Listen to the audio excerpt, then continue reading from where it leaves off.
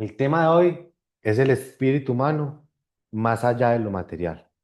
Entonces nos vamos a enfocar mucho en qué es entonces algo más allá de lo material y en lo que sería el humano. Entonces, comenzamos con esa pregunta de un escritor ruso. ¿Qué es la vida? Es la pregunta más simple y sin embargo la más difícil de todas. ¿Qué es la vida? ¿Quiénes somos nosotros? ¿Estamos vivos? Pero entonces ¿eso qué significa? Son preguntas muy básicas, pero no son preguntas tan sencillas.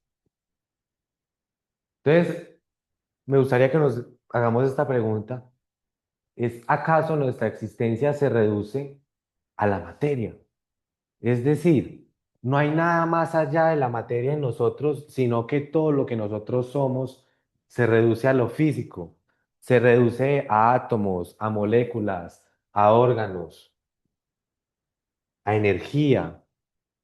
¿O será que hay algo más allá de eso físico? Es una pregunta muy importante para hacernos, porque eso depende cómo nos percibimos a nosotros mismos.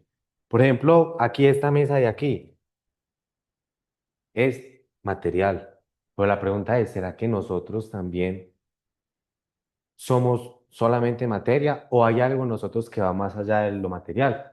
Entonces, esa va a ser la pregunta, una de las preguntas principales que se van a tocar el día de hoy. ¿Ustedes qué piensan de esta pregunta? O sea, no se reduce la materia porque pues por algo somos creyentes en Dios, como que tenemos una convicción de que pues hay algo más. Algo más. La cuestión es que no tiene por qué reducirse a la materia, sencillamente porque la materia, al menos lo que nosotros entendemos como realidad, está limitada por los sentidos que tenemos. Entonces, ¿por qué nuestros sentidos limitados tendrían que definir aquello que existe? Interesante también. Como quién es uno para reducir la existencia a la materia. Si reducimos toda nuestra existencia solo a la materia, eh, tendríamos que tener una fe muy grande para pensar que todo esto es producto del caos. Listo, listo.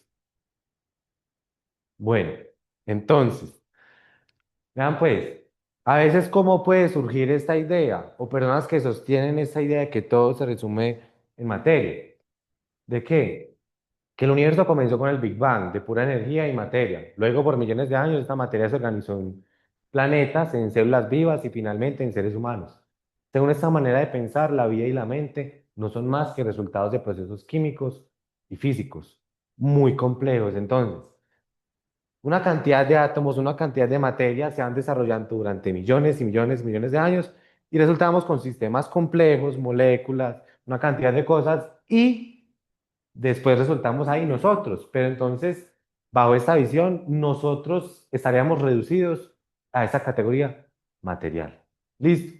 Entonces, de este sistema, de este pensamiento, es que se deriva el otro, de que somos nada más materia. Entonces, hagamos esto, esta ilustración.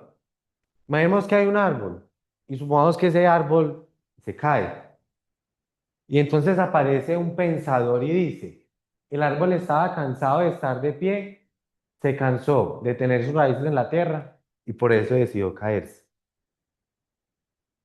Entonces, ¿cuál es el punto aquí? Un árbol no tiene voluntad, no toma decisiones. Si se cayó fue por causas naturales como el viento, la gravedad, la pudrición de sus raíces. Es decir, si se va a decir que se cayó, se va a analizar qué. Bueno, se pudrió, alguien lo cortó, hubo una tormenta, pero nadie va a venir a decir, no, es que el árbol decidió entonces caerse.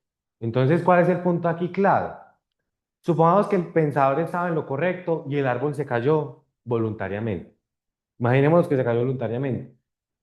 Y al lado había un gato y se murió por causa de la caída del árbol. ¿Qué tendríamos ahí entonces? Un árbol asesino. Pero como el árbol se cayó por factores naturales, por factores físicos, por factores materiales, no hay una voluntad ahí de intermedio. Y si aceptamos la idea del pensador, tendríamos que decir que el árbol es un asesino. Y entonces deberíamos juzgarlo, meterlo a la cárcel de árboles. Ahora, es diferente si un ser humano mata a otro. Ahí ya que hay culpabilidad. ¿Por qué? Porque hubo una voluntad por medio de la cual se hizo el acto. Entonces, en la caída del árbol se explica de forma física, mucho viento, porque sus raíces estaban débiles o porque la gravedad lo venció. Y ahora en otro caso, imaginémonos una persona pegándole a otra. Si nuestra existencia estuviese reducida a cuestiones materiales y físicas y explicáramos esto de forma física, sería algo más o menos como un impulso eléctrico, las neuronas activó los músculos, las fibras se contrajeron y el brazo se movió. Solo reacciones químicas y físicas sin voluntad. Sí, suponiendo que nos reducimos nosotros netamente a materia. Sería muy difícil concebir algo como una voluntad, algo como una decisión, algo como una elección. Y eso nos lleva a una corriente filosófica, a una posición que se llama el determinismo materialista. ¿Qué es el determinismo materialista? El materialismo dice que todo el mundo, todo lo humano se reduce a procesos físicos y químicos. No queda espacio para alma ni espíritu, nada más allá de lo material. Pensamientos y emociones serían solo electricidad y reacciones químicas en el cerebro. Bajo esta visión, amar o odiar serían descargas de neurotransmisores y ayudar o asesinar serían engranajes movidos por fuerzas ciegas. Es decir, lo que sucede dentro de nosotros estaría todo condicionado a leyes físicas, a principios físicos y a la materia. Y esto sería el determinismo materialista. Ahora, ¿cuáles serían las consecuencias de esta visión? ¿Ustedes qué creen? Si esto fuese verdadero, ¿cuáles serían las consecuencias? ¿Alguien quiere comentar algo que se imagine? Como bueno, si el determinismo materialista es verdadero, ¿esto qué implicaciones tiene? ¿Qué implicaciones tiene?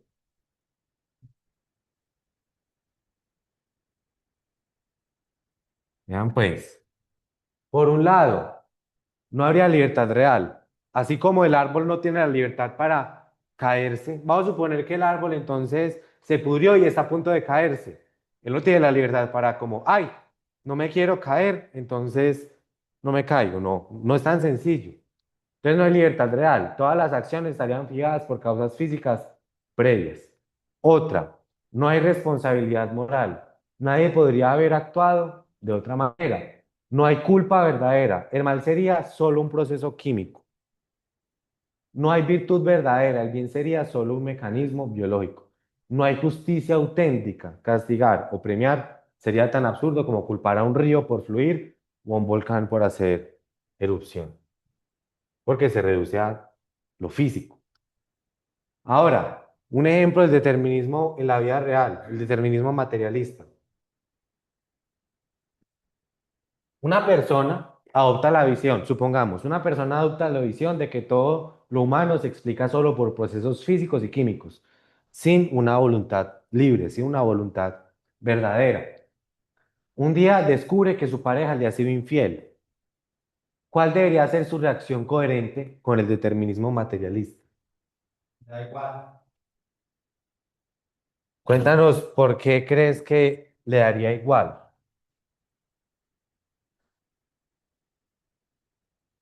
En la diapositiva anterior había un punto en el que yo había pensado, que era la moralidad. Sí, Entonces, no hay ni culpables, no hay virtud, no existe nada de eso. son simplemente átomos ahí. Son simplemente causa-efecto. Entonces, si la persona fue infiel, pues su pareja lo verá como algo que ocurrió por producto del mismo determinismo. Así como se cayó el árbol. Así como que es producto del mismo determinismo. Listo. Te traicioné por un proceso químico. Eso También. se explicaría por un proceso químico. Entonces, ¿cuál sería la reacción? Reconocer que su pareja no eligió ser infiel, sino que fue movida por causas físicas y químicas inevitables. No atribuirle culpa moral porque no podía actuar de otra manera. Ver la infidelidad como el resultado de procesos en el cerebro, hormonas, genética, ambiente, no por una decisión libre. En consecuencia, sentir dolor sería comprensible, pero hablar de traición o responsabilidad sería incoherente con esa misma visión del mundo, donde todo entonces se reduce a lo material. Ahora, planteamiento final del dilema. O en nosotros hay algo más allá de la materia, llamémoslo espíritu, alma, voluntad, conciencia, cualquiera de esos nombres, o el ser humano está reducido a la materia, sin libertad, sin responsabilidad, como un engranaje más del universo. Entonces la pregunta es, ¿qué posición vamos a tomar? Y hay otra pregunta también muy interesante. ¿Cuál de estas dos realidades nosotros vivimos? Más allá de los conceptos, de las filosofías, ¿cuál es la realidad de nuestras vidas? Si yo le pregunto a una persona que no es filósofa, que no ha pensado en todas esas cosas, ¿ella cómo percibe su día a día? ¿Con el azul o con el verde? Es algo muy importante que debemos preguntarnos. ¿Estas conclusiones a las cuales estamos llegando encajan con nuestra vida, con lo que nosotros estamos experimentando? ¿Cuál sería la ironía de escoger la de la derecha? ¿Dónde estaría la ironía? Vamos a suponer que llega una persona que dice, Tomás, yo creo en esa opción verde de la derecha. ¿Cuál sería la ironía? La voluntad. ¿Por qué? ¿Por qué habría una ironía ahí? Porque tiene la posibilidad de elegir la izquierda o la derecha. Entonces, en ese momento, él eligió su libre albedrío eligió la derecha. Entonces, ahí hay una voluntad. Sí, sí, muy bien. O sea, si eligió, habría una voluntad. La cuestión ahí es que si no hay libertad, no hay, digamos, propósito, ¿cierto? Si no hay libertad, pues no hay consecuencias, no hay un camino por el cual se elija siquiera, entonces eso le quita por completo el propósito a cualquier otra. Sí, es muy interesante ver una conexión entre el tema de la voluntad y el propósito. Me parece muy bueno y profundizando aquí un poco en lo que se estaba diciendo, es que vamos a suponer que una persona dice, yo elegí la de la derecha. Yo le respondería, no. Si eso de la derecha es verdadero, usted no lo eligió. Fue simplemente que sus hormonas se fueron por el lado de la derecha. Entonces es una visión que tiene unas consecuencias graves sobre la forma en la que vemos el mundo. Ahora, ¿cuál sería la elección de un ateo? ¿Qué creen ustedes y por qué? ¿El ateo se inclinaría por la izquierda o por la derecha y por qué? Una respuesta, ¿quién quiere responder?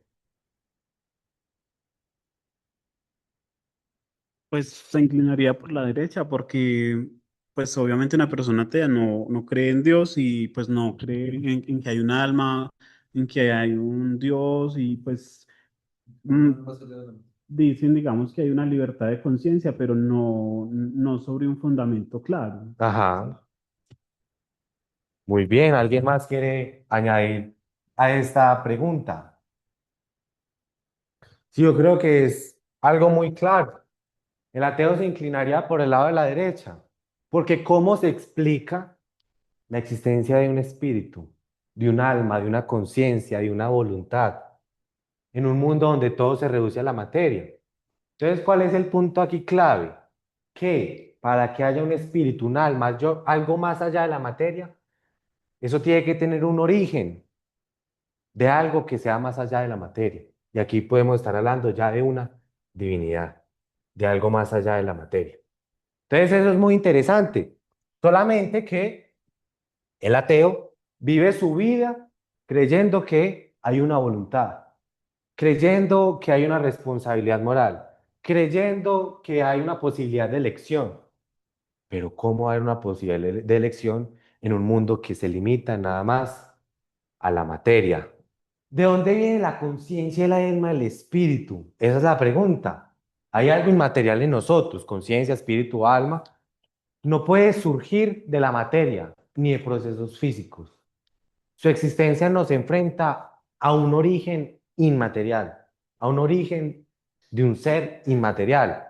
Este espacio nos coloca frente a la posibilidad de lo divino. Y por eso es que, generalmente,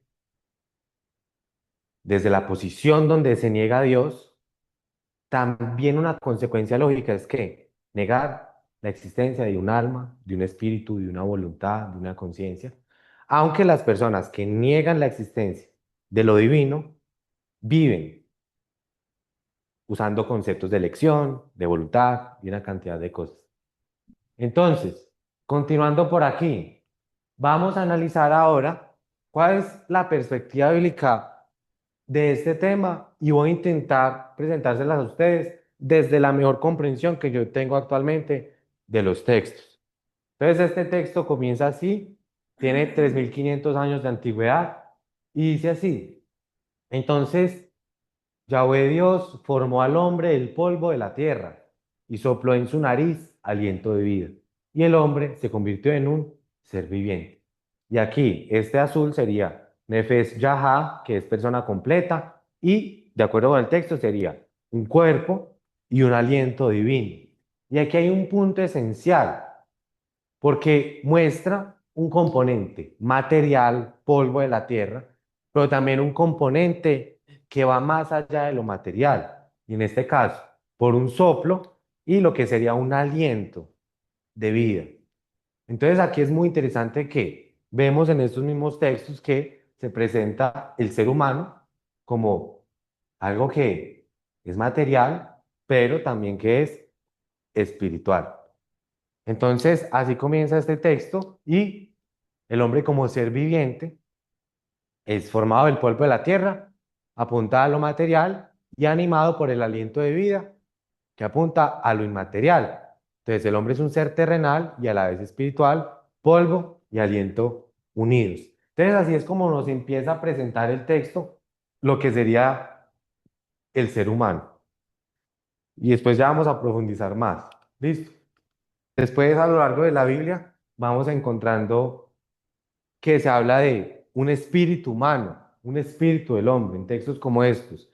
El Señor que extiende los cielos, pone los cimientos de la tierra y forma el espíritu del hombre dentro de él. O este aquí también, entonces el polvo volverá a la tierra como lo era y el espíritu volverá a Dios que lo dio.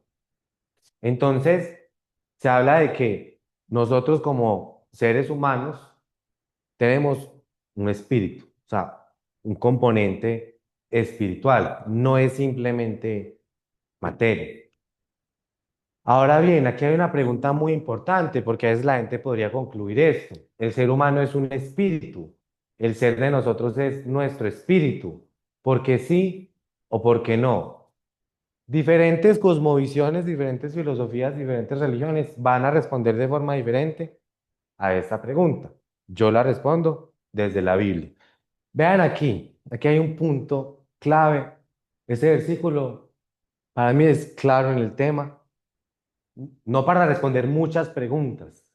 Vean lo que dice así: y el mismo Dios de paz os santifique por completo, y todo vuestro ser, espíritu, alma y cuerpo, sea guardado irreprensible para la venida de nuestro Señor Jesucristo.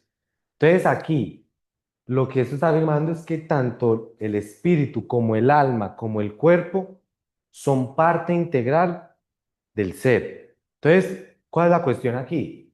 Si alguien a mí me pregunta, Tomás, ¿usted es un espíritu? Yo le digo, no. ¿Por qué? Porque el cuerpo mío hace parte de mi ser. Listo. Entonces, más o menos sería esto. Ojo, hay dos posiciones que ya las voy a mostrar. Hay unos que dicen es alma, espíritu y cuerpo, y hay otros que dicen que es espíritu y cuerpo y que el alma y el espíritu son prácticamente lo mismo. ¿Listo? Yo no me voy a posicionar como de una forma firme en una o en la otra, pero es muy importante yo decirles como, bueno, hay estas dos corrientes, está este debate, pero entonces el ser vendría a ser esa totalidad. Entonces, ahora, en base a este versículo, analicemos la validez de estas frases. La primera, soy un espíritu que tiene un alma y habita en un cuerpo. Respecto a este versículo de acá, ¿es coherente o no es coherente esta frase? No lo es. Es que la misma frase lo dice. En la lectura se entiende. Y dice, y todo vuestro ser. Entonces ahí hay una coma, hace una pausa. Y todo vuestro ser. Y está explicando posteriormente que el ser es la suma del espíritu, la alma y el cuerpo. Por eso. ¿Y por qué la frase está mal? ¿Cómo? ¿Por qué la frase está mal? Porque el todo es el ser, es la sumatoria. Pero aquí me estaba colocando los tres. ¿Cómo? Ahí están los tres, espíritu, alma y cuerpo. No, porque es que ahí está diciendo, soy un espíritu que tiene. Entonces, esa frase de arriba, si pasa al siguiente gráfico, pase al gráfico, por favor. Al de atrás. No, donde está la sumatoria, donde está el gráfico, ese. Entonces ahí sería espíritu igual alma y cuerpo. Y no es correcto. Vamos a suponer, yo les digo, yo soy un ser humano que tiene un computador y habita en esta casa. Esa casa no haría parte de mi ser. El computador tampoco haría parte de mi ser. Mi ser sería ¿qué? El espíritu. Yo, o sea, sí, espíritu. Entonces, si lo colocamos en esta frase no tiene coherencia con esta partecita de acá, que coloca tanto el alma como el cuerpo como parte integral del ser. Listo. Entonces, la otra frase, el cuerpo es una prisión para mi espíritu verdadero. Tampoco coherencia. Tampoco. Entonces se coloca aquí el cuerpo como una prisión y mi espíritu verdadero se está cargando la identidad de la persona sobre el espíritu. El cuerpo pasa a un segundo plano. Y la otra, mi alma necesita escapar de la materia para alcanzar la divinidad. Entonces, vamos a analizar algo aquí, que es que estas postulaciones están más cerca del gnosticismo que del cristianismo. ¿Listo? Hay personas que sostienen esas posturas, pero es muy importante que la persona sepa que no se acerca al cristianismo, sino que se está acercando a otra corriente. ¿Listo? Y la persona pues es libre de adoptar esa postura si así lo desea. En la antigüedad el gnosticismo enseñaba que el espíritu era la única parte valiosa del ser humano y que el cuerpo era malo, corrupto o una prisión para el espíritu. Listo, si quieren pueden investigar del tema. De hecho, tengo muchas ganas de en un futuro dar una charla solamente del tema del gnosticismo. Esta visión degradaba la materia, despreciaba la vida física y fragmentaba la identidad humana. Entonces, la fragmentaba, ¿eh? Entonces, el espíritu, mi identidad verdadera y el cuerpo es simplemente la prisión en la cual yo estoy habitando, pero el yo se carga sobre el espíritu y ya el cuerpo entonces no vendría a ser parte de ese yo. Pero la forma en la cual la Biblia presenta la composición humana es que ese cuerpo se hace parte de lo que yo soy. ¿Listo? Debate histórico. Lo que estamos hablando ahorita. Respecto a los textos bíblicos, en la historia de la iglesia ha surgido un debate. Y es que algunos dicen que el ser humano está en dos y otros dicen que en tres. Los que dicen que en dos, dicen que el hombre es cuerpo y alma. Y en el alma está esa dimensión espiritual, ¿sí? Y otros sostienen que el hombre es cuerpo, alma y espíritu, distinguiendo entre alma, psique, emociones, pensamientos y espíritu, la dimensión más profunda en relación a Dios. Yo, de acuerdo a la dificultad del debate, yo no he llegado como a una posición en donde yo digo, no, me voy a quedar aquí, ya, esto es. No, para mí no es tan sencillo este tema, pero para mí sí es muy importante una cosa, Esa es como sería la dicotomía. Entonces, el cuerpo, el espíritu del alma, y todo hace parte del ser, pero a mí me parece que el punto esencial es que no importa si hablamos en términos de dicotomía o tricotomía.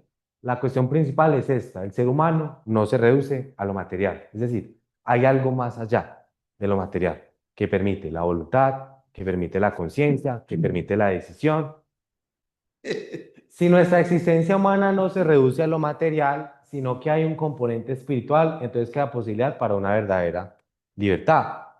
Pero debemos preguntarnos, ¿qué tan libres somos?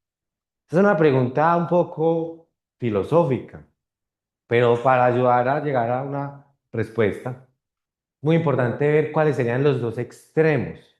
Un extremo sería el determinismo absoluto y otro extremo sería la libertad absoluta. El determinismo absoluto, que está en coherencia con una filosofía llamada maniqueísmo, es que todo está predeterminado. Pensamientos y acciones son inevitables. No hay verdadera libertad ni responsabilidad moral. Esa es una posición que sería el extremo de negar una libertad real. Pero hay otro extremo, que sería el contrario, que sería la libertad absoluta, que se puede hacer cualquier cosa sin restricciones, ignora limitaciones naturales y circunstanciales, desconectada de la realidad y es diferente a libertad verdadera. Entonces, una cosa es el determinismo absoluto y otra cosa es la libertad absoluta. Listo. Ahora bien, yo adopto y considero que ninguna de estas dos es coherente con la realidad ni coherente con lo que está revelado en las escrituras. Y vamos a analizar estos ejemplos para ilustrar un poco. Entonces, ejemplo, el deseo del cuerpo versus la voluntad. Entonces, querer dejar de comer azúcar, pero el deseo dificulta la elección. Es decir, yo no tengo la libertad absoluta de que voy a entonces dejar de comer, pero ¿cuál es el punto aquí? Que hay ciertos limitantes para ejercer esa voluntad. En este caso, ¿qué? El deseo del cuerpo. Entonces, la libertad existe, sí, porque la persona de hecho puede dejar entonces de comer azúcar, pero está condicionada por nuestra naturaleza. Entonces, hay libertad real y verdadera, pero bajo unas condiciones, bajo unos limitantes. Entonces estaríamos hablando de un equilibrio, ¿sí? No nos vamos a ir hacia el extremo de que ya todo está determinado, pero tampoco nos vamos a ir al extremo de que hay una libertad absoluta y que no hay ninguna restricción. Otro aquí ejemplo: responder a un insulto. Una persona nos insulta y nos duele. Surge el deseo de reaccionar, pero la voluntad puede decidir no hacerlo. Nos insultan y entonces hay un deseo de, bueno, voy a volver el insulto, pero en medio de ese deseo hay una voluntad de qué: responder o no responder. Entonces la libertad se ejerce dentro de las circunstancias, no fuera de las circunstancias. Y aquí, hablando de Jesús respecto a la esclavitud al pecado, que él llegaba y decía así: el que practica el pecado es esclavo del pecado. Entonces, vamos a suponer, mentir, y la persona se acostumbró a mentir, se acostumbró a engañar, ya se vuelve ¿qué? Una esclavitud, pero en medio de esa esclavitud aún permanece esa posibilidad, esa voluntad de salir de la esclavitud, pero está ¿qué? Esclavizado, que sería lo contrario a la libertad. Entonces, respecto a esto, considero que no es bueno irse ni para un lado de un determinismo absoluto, ni que es bueno irse para otro lado, que sería una libertad absoluta, sino un punto intermedio entendiendo nuestra realidad, cómo nosotros experimentamos esa libertad, esa voluntad, esa capacidad de elegir. Entonces, vamos a suponer que queremos conectar una piedra a la red Wi-Fi. ¿Quién me conecta una piedra a una red Wi-Fi? Complicado. Entonces, ¿cuál es el punto que yo quiero decirles aquí? Que es muy importante entender que el ser humano, a pesar de ser un ser corporal, también es un ser espiritual. El hecho de ser espiritual permite conexión espiritual. si el ser humano fuese netamente corporal, pues entonces, ¿cómo se va a lograr una conexión espiritual? Así como, bueno, esta roca, ¿cómo va a conectarse al Wi-Fi? Entonces, me parece muy interesante analizar eso, de que el hecho de que el ser humano sea un ser espiritual permite una conexión espiritual con un ser espiritual. Listo. Entonces, solamente si el ser humano, aparte de ser un ser corporal, también es un ser espiritual, tiene la posibilidad de tener una comunión con un ser espiritual. Listo. Ahora bien, aquí es donde ya vamos a hablar un poco a más profundidad de la Biblia y donde se va a hablar del Espíritu Santo. Entonces vean el punto aquí que dice, ¿o ignoráis que vuestro cuerpo es templo del Espíritu Santo, el Espíritu de Dios, el cual está en vosotros, el cual tenéis de Dios, y que no sois vuestros, porque habéis sido comprados por precio? Glorificad pues a Dios en vuestro cuerpo y en vuestro espíritu, los cuales son de Dios. Esto aquí que está escrito, hay que analizarlo con mucho cuidado y con mucho detenimiento. Pablo aquí le está escribiendo a personas que tienen el Espíritu Santo y lo que dice es que el Espíritu de Dios entonces viene a ser parte del cuerpo. El cuerpo se convierte en templo del Espíritu Santo. Entonces aquí estamos hablando, ojo pues, de una relación entre el Espíritu Santo y la persona, pero porque la persona es un ser espiritual. Si la persona se redujera nada más a materia y no existe nada espiritual en la persona, pues ¿cómo va a estar ahí el Espíritu Santo? Y dice así, el cual está en vosotros, el cual tenéis de Dios, que viene de Dios, y que no sois vuestros. Aquí haciendo referencia a qué? A que la persona que tiene el Espíritu Santo pertenece a Dios, porque habéis sido comprado por precio, aquí hablando de la obra de Cristo en la cruz, precio de pagar por los pecados. Glorificad pues a Dios en vuestro cuerpo y en vuestro espíritu, los cuales son de Dios. Y aquí hay un punto clave.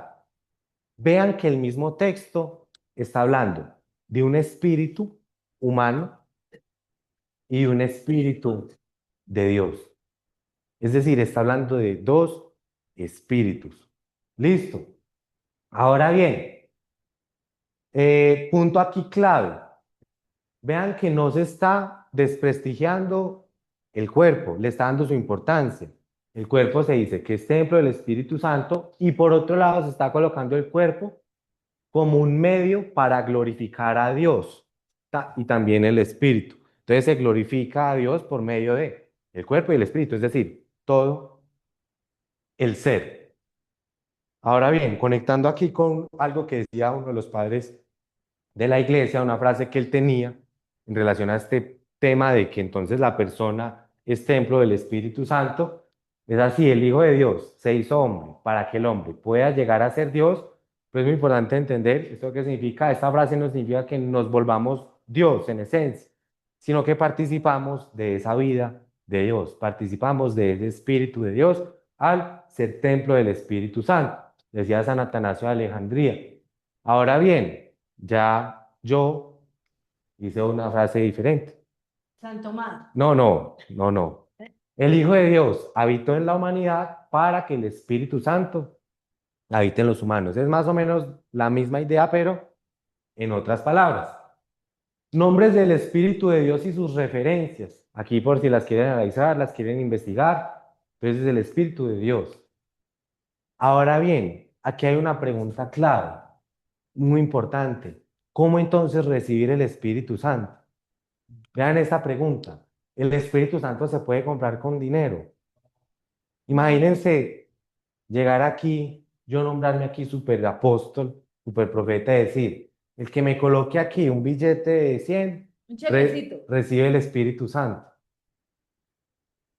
Entonces es muy importante dejar claridad en eso. Bueno, ¿y la Biblia qué enseña de cómo recibir el Espíritu Santo? Antes de decir cómo la Biblia enseña esto, y los apóstoles enseñaban esto, es muy importante analizar cuáles no son las formas. Y queda claro en un pasaje que el medio no es el dinero. Entonces les imponían las manos, Pedro y Juan y las personas recibían el Espíritu Santo. Cuando vio Simón, un hechicero, que por la imposición de las manos de los apóstoles se daba el Espíritu Santo, les ofreció dinero diciendo, dame también a mí este poder, para que cualquiera en quien yo impusiere las manos reciba el Espíritu Santo. Entonces Pedro le dijo, tu dinero perezca contigo, porque has pensado que el don de Dios se obtiene con dinero. Entonces aquí se los comparto por si en algún momento les sirve. Si en algún momento se les enseña que para tener el Espíritu Santo, para la presencia de Dios o algo así, hay que dar dinero, eso no es bíblico. Listo. No se dejen manipular, no se dejen engañar. Entonces aquí sería la pregunta, vamos a suponer que se pudiera comprar con dinero, ¿cuánto valdría? No serían un billete de 100.000. Entonces hay que analizar eso, hay que analizar esas cosas. O sea, ¿cómo es que alguien llega y dice, no, un billete de 100.000 del Espíritu Santo? Entonces, venga, el Espíritu Santo entonces vale 100.000 pesos. Bueno, el Espíritu Santo se puede merecer cumpliendo la ley de Dios. Aquí hay otra pregunta muy interesante. Y vemos algo en la Biblia que es claro, y es que tampoco, tampoco. Vean aquí, Pablo exhorta a la iglesia en Galacia y dice así, esto es lo único que quiero averiguar de ustedes. ¿Recibieron el Espíritu por las obras de la ley o por el oír con fe? Tan insensatos son, habiendo comenzado por el Espíritu, van a terminar ahora por la carne. Han padecido tantas cosas en vano, si es que en realidad fue en vano. Aquel pues que suministra el Espíritu y hace milagros entre ustedes, ¿lo hace por las obras de la ley o por el oír con fe? ¿Cuál es el punto aquí clave? Que Pablo no está colocando el cumplimiento de la ley de Dios, las obras de la ley, como el requisito para recibir el Espíritu Santo.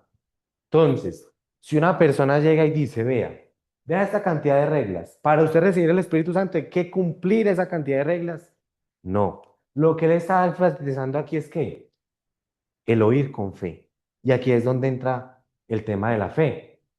Entonces, el Espíritu de Dios se recibe al creer. En él también vosotros, habiendo oído la palabra de verdad, el evangelio de vuestra salvación, y habiendo creído en él, fuisteis sellados con el Espíritu Santo de la promesa.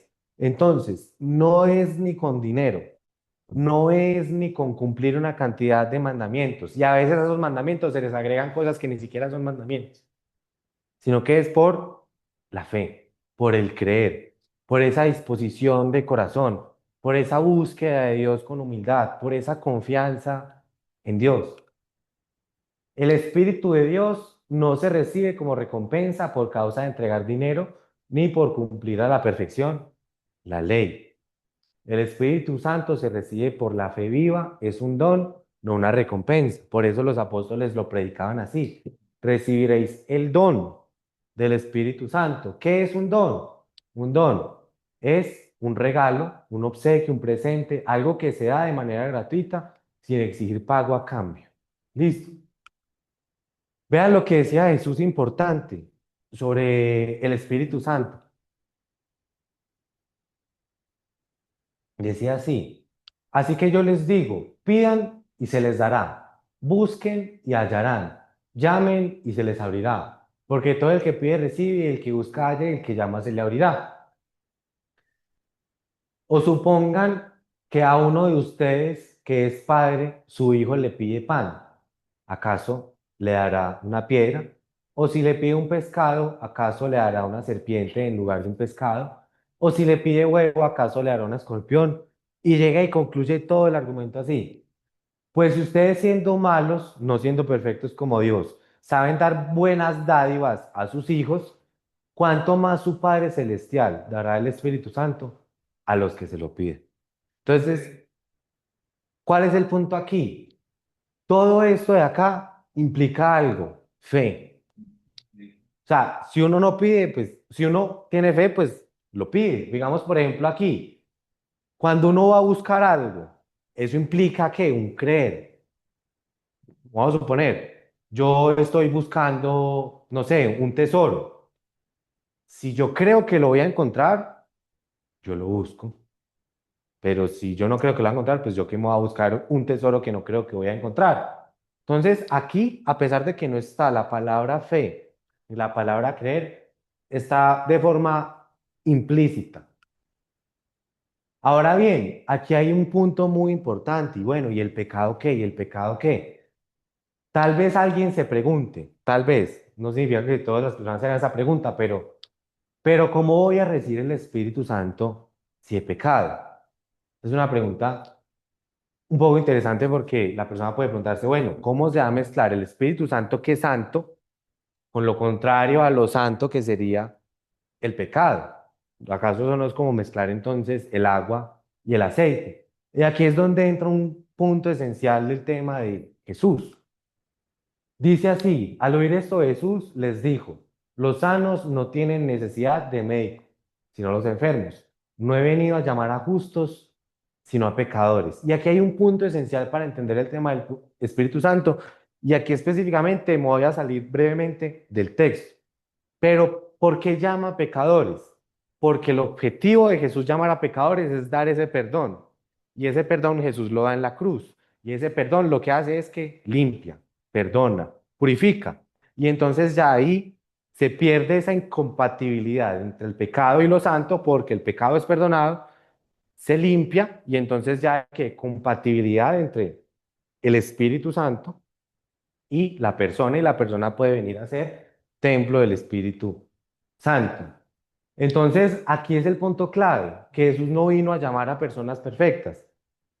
Jesús vino a llamar personas imperfectas, a perdonar y a darles esa vida de Dios, a darles ese Espíritu Santo. Y ahí es donde todo entra en conexión. Bueno, primero entonces muere, después resucita, después envía el Espíritu Santo. No envía el Espíritu Santo antes de morir, sino que es necesario que el perdón y después entregarle el Espíritu Santo. Ahora, no tiene sentido estar enfermo y esperar hasta estar sano para ir al médico. Imagínense cómo sería eso. Uno con una gripa a la berraca. Y uno decir, no, yo voy a esperar a recuperarme para ir al médico. No, es antes, mientras estoy enfermo, voy al médico. Y no tiene sentido estar sucio y esperar hasta estar limpio para ir a la ducha. Imagínense, uno juega un partido de fútbol, queda muy sucio y uno dice, no, pues voy a ir a la ducha después de estar limpio. No, el objetivo del médico es para curar y el objetivo de la ducha es para limpiar. Y aquí se relaciona y se escala a un nivel espiritual que de la misma forma no tiene sentido tener pecado y esperar a estar sin pecado para ir a Dios, sino que el objetivo es que ir a Dios, entonces ahí viene el perdón y ya Dios, La el transformación. Espíritu Santo. O sea, es como un orden. Y no somos buenos para ir a Dios, sino que vamos a Dios para ser buenos. Y ese es un mensaje que trae esperanza para todo tipo de personas. ¿Sí? Entonces, a veces la persona dice, no, tiene un concepto de que entonces como Dios es santo, como Dios es justo, y la persona, no sé, roba, o la persona está en la prostitución, o la persona engaña, o esto, lo otro, entonces no, yo no me acerco a Dios, pero no, la idea es ir a Dios y el objetivo de eso es que una transformación, pero la transformación no es antes, sino que es con Dios. Ahora bien, pregunta importante. ¿Qué sucede con el espíritu humano cuando una persona recibe el Espíritu de Dios? Y esto es algo con lo cual hay que tener mucho cuidado, mucho cuidado. ¿Qué sucede? ¿Ustedes qué creen? Aquí ya estamos volviendo un poquito al tema de antes, que estábamos hablando del espíritu humano, de esto y el otro, pero ahora es necesario hablarlo a la luz de qué? Del Espíritu Santo. Bueno, ¿y ahí qué pasa? ¿Ahí qué pasa? El Espíritu mismo da testimonio a nuestro espíritu de que somos hijos de Dios. Punto aquí clave. ¿Cuántos espíritus hay en el texto? Dos. Dos. El Espíritu de Dios en E mayúscula y el Espíritu humano. Hay dos. Entonces, que el Espíritu humano salga del plano y desaparezca, no. Es un punto clave, ¿por qué? A veces se puede crear esa idea de que desaparece con ese texto de acá, pero el que se une al Señor es un espíritu con Él. Y vamos a suponer que alguien llega e interpreta este texto de esta forma. Pero el que se une al Señor es un espíritu con Él. Entonces vamos a suponer, entonces, esto lo que quiere decir es que entonces el Espíritu Santo y el espíritu humano se suman y terminan siendo un espíritu nuevo, resultante de esos dos, porque son ¿qué? Un espíritu. Entonces sería como que mezclar una naranja dulce con una naranja agria y eso nos da un jugo de naranja agridulce. Entonces, aquí hay algo que hay que analizar mucho y es que colocar esta ecuación así implica una fusión entre el espíritu de Dios y el espíritu humano. Y hay que analizar algo. Primero, ¿qué hay que analizar? Le damos el texto en qué? En su contexto. Le damos el texto en su contexto. Entonces dice así, ¿no saben que sus cuerpos son miembros de Cristo? Saben que coloca el cuerpo, incluye el cuerpo porque el cuerpo hace parte de nuestro ser y si nuestro ser está conectado a Cristo, pues el cuerpo también. ¿Tomaré acaso los miembros de Cristo y los haré miembros de una ramera, de una prostituta? De ningún modo. Aquí en el contexto está hablando de personas que en la época estaban uniéndose a prostitutas. De ningún modo. ¿O no saben que el que se une a una ramera es un cuerpo con ella? Porque él dice, los dos vendrán a ser una sola carne. Pero el que se une al Señor es un espíritu con él. Punto clave aquí. Cuando un hombre se une a una ramera, vemos esto de acá y quedan una sola sustancia. No. ¿Cuál es el punto aquí clave? Que se está hablando de una unión corporal entre el hombre y la mujer.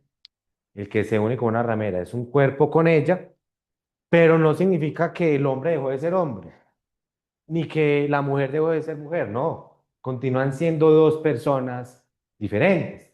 Y no está hablando de una unión espiritual entre dos personas. El que se une al Señor es un espíritu con Él. Y aquí hay un punto clave. Continúan siendo hombre y mujer y continúan siendo persona y persona. Ahora, analizando esto y el contexto, ¿por qué esta interpretación es problemática? Aquí hay un punto clave y es que el texto está diciendo Señor, no está diciendo Espíritu Santo. Y aquí en ningún momento se está hablando del espíritu humano. Entonces, ¿por qué vamos a usar este texto para respaldar algo que no está en el texto?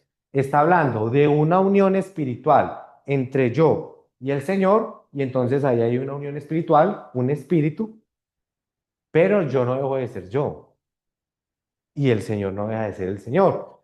Entonces, esta aplicación puede ser muy peligrosa. ¿Por qué? Porque la identidad del Espíritu Santo se disuelve en la identidad del espíritu humano y viceversa. ¿Y cuál sería el resultado de eso? Un espíritu mezclado, que ni se sabe si es el Espíritu Santo o si es el espíritu humano. No se sabe qué sería. Entonces es muy importante entender eso a la luz del contexto, que así como el hombre no deja de ser hombre, la mujer no deja de ser mujer, y el ser humano no deja de ser ser humano, y el Señor no deja de ser el Señor, y tampoco el espíritu humano deja de ser espíritu humano, y el Espíritu Santo deja de ser Espíritu Santo. No, son identidades diferentes, diferentes. Sí, Sí, también recordemos otro ejemplo que está en la Biblia relacionado con el matrimonio, que dicen que el hombre y la mujer se unen en matrimonio para hacer un cuerpo, o sea, para ser una sola persona. Pero resulta que y, sí, y ahí es una unión corporal. eso, o sea, Pero no significa que la mujer queda disuelta en el hombre, el exacto. hombre disuelto en la mujer, y Sino, que hay un o sea, cada resultado uno, de un ser humano agridulce. claro, cada uno conserva su propia identidad, pero ya se tiene internamente ese sentir de que ya no somos dos, sino uno, para que Sí, está hablando de una unión, pero no es una unión de no esencia. es tan literal. Listo.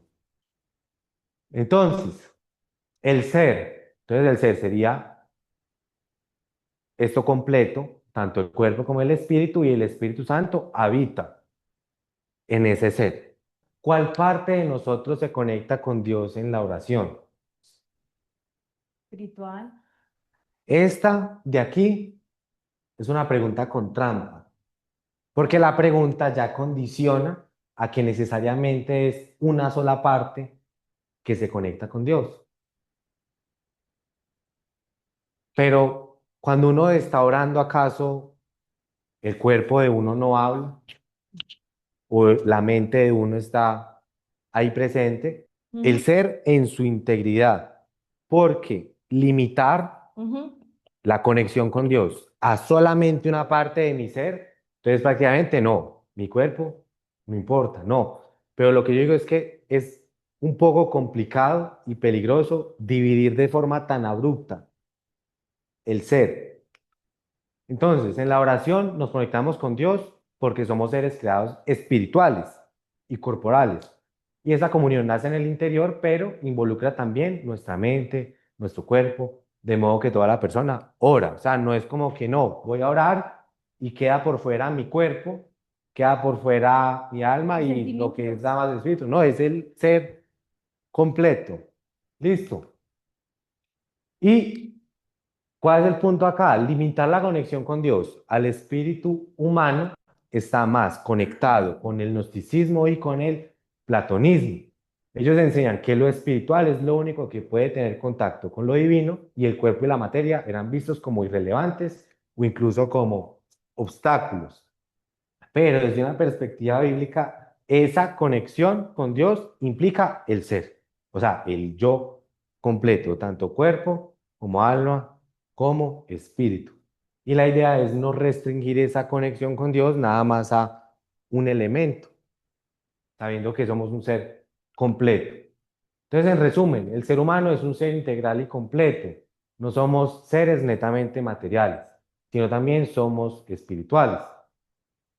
Se habló también sobre la libertad verdadera, que el hecho de ser seres espirituales permite que haya cierto grado de libertad que no se entienden ni como una libertad absoluta, ni tampoco como un determinismo absoluto, sino como una libertad verdadera, y que eso también posibilita que haya una relación con Dios. Y el Espíritu Santo no se compra cumpliendo la ley ni con dinero, y el Espíritu Santo se recibe por una fe viva, es un don de Dios, y esto con el propósito de glorificar a Dios en nuestro cuerpo y en nuestro espíritu. Y bueno, ese fue el tema de hoy, el espíritu humano.